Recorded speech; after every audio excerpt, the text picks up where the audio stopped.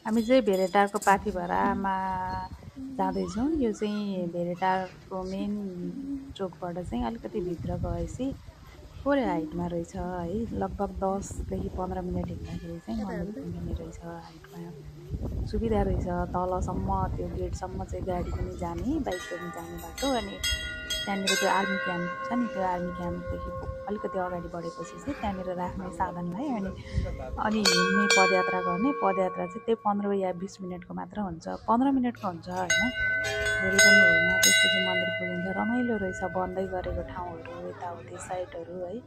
अनि अर्को एउटा शिवजीको मन्दिर पनि रहेछ माथिपट्टि थोरै।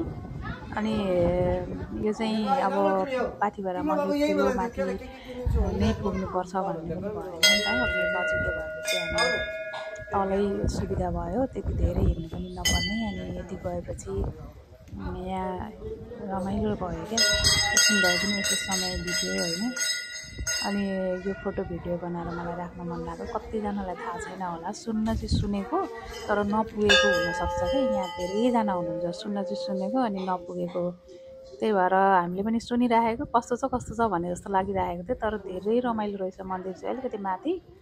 अनि मन्दिरबाट यताउति दृश्यहरू हेर्न पनि रमाइलो।